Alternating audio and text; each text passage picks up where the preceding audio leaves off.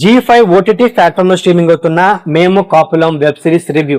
ఈ web series గురించి first of all మనం మాట్లాడుకోవాల్సి వస్తే ఈ వెబ్ సిరీస్ టైటిల్ వచ్చేసి మేము కాపులం అని పెట్టారనమాట. అంటే ఒక క్యాస్ట్ ని రిప్రజెంట్ చేస్తూ పెట్టారా లేకపోతే పోలీస్ క్యారెక్టర్ ని రిప్రజెంట్ చేస్తూ పెట్టారా అనేది నా అనుమానం అనమాట. ఓవరాల్ గా వెబ్ సిరీస్ చూసిన తర్వాత అయినా సరే ఆ టైటిల్ పెట్టడానికి మూవీలో ఏ ఒక్క పాయింట్ నాకైతే తగ్గలేదు.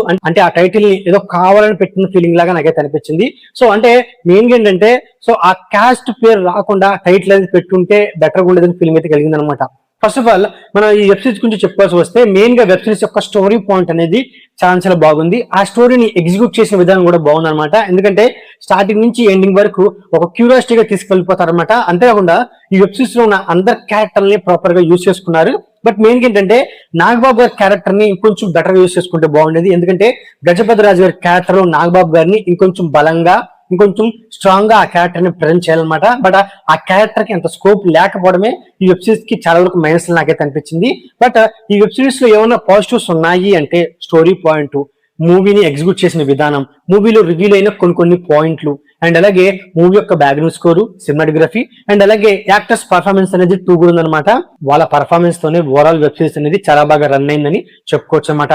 ఇక ఈ వెబ్ సిరీస్ యొక్క స్టోరీ గురించి సింపుల్ గా చెప్పుకోవాల్సి వస్తే మహదేవపట్నంలో గజపతిరాజు అలియాస్ నాగబాబు అని ఒక పెద్ద ఆయన ఉంటాడు. ఆయన తమ ఊర్లో ప్రతి ఏటా సంక్రాంతికి కోడి పందాలని వాళ్ళ ఊర్లో ఘనంగా చేస్తారనమాట. ఆ కోడి పందాల్లో సో గజపతిరాజు పుంజిన సలార్ రాజు ప్రతి ఏటా అదే గెలుస్తూ వస్తుందన్నమాట. ఒకనొక రోజు ఆ సలార్ రాజుని ఎవరో కిడ్నాప్ చేస్తారు. సో గజపతిరాజు తన సలార్ రాజును వెతకడానికి పోలీసులైన so Mohan Sotari alias getup Seenu, Ravi Sotari alias Raviteja, so వీళ్ళు సలార్ రాజును వెతకడానికి వాళ్ళు ఇన్వెస్టిగేషన్ చేస్తూ ఉంటారన్నమాట. ఆ ఇన్వెస్టిగేషన్ లో ఆ ఊర్లో వాళ్ళకి తెలిసిన నిజాలేంటి అండ్ ఫైనల్ గా వాళ్ళు సలార్ రాజుని కనిపెట్టగలిగారా లేదా అనే పాయింట్ మీదే రిమైనింగ్ వెబ్ సిరీస్ ఉండిద్ది అని చెప్పుకోవచ్చు అనమాట. ఫస్ట్ ఆఫ్ ఆల్ ఈ వెబ్ సిరీస్ లో రవి సొటారి క్యారెక్టర్ చేసిన అంటే కమెడియన్ అయిన రవితేజ్ అనమాట. ఆయన చాలా వెబ్ సిరీస్ చేశాడు అండ్ అలాగే సినిమాలో కూడా కొన్ని క్యారెక్టర్లు చేశారు.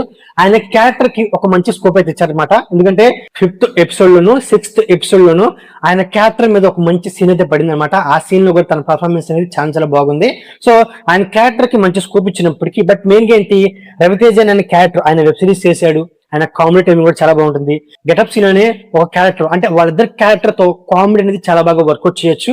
అంటే మెయిన్ గా ఈ మూవీ అనేది కామెడీ మీద వెళ్ళిపోయినప్పటికీ ఆ కామెడీ అనేది అంత బలంగా వర్కౌట్ అవ్వలేదు. సో స్టోరీ పాయింట్ అనేది ఎంతో కొంత ఎంగేజ్ చేయడం వల్ల వెబ్ సిరీస్ అనేది నాకైతే నచ్చిందని చెప్పుకోవచ్చు అనమాట. అంతేకాకుండా ఈ వెబ్ సిరీస్ అనేది మొత్తం 6 ఎపిసోడ్స్ అయితే ఉండిద్ది అనమాట. సో అందులో 2, 3, 4 అండ్ అలాగే 6th ఎపిసోడ్ ఈ ఎపిసోడ్స్ ఎంగేజ్ చేస్తే మిగతా 2 ఎపిసోడ్లు ఏదో సాగ చేసిన ఫీలింగ్ లాగా నాకైతే అనిపించింది అనమాట. బట్ ఈ ఎపిసోడ్స్ లో సినిమాటోగ్రఫీ, బ్యాక్గ్రౌండ్ స్కోరు చాలా బాగా వర్కౌట్ అయింది. సో ఓవరాల్ గా ఇదండి మేము కాపులం వెబ్ సిరీస్ రివ్యూ. నా రివ్యూ నచ్చేది వీడియోకి ఒక చిన్న లైక్, అలాగే మన ఛానల్ ని సబ్స్క్రైబ్ చేసుకోండి. Okay, thank you all.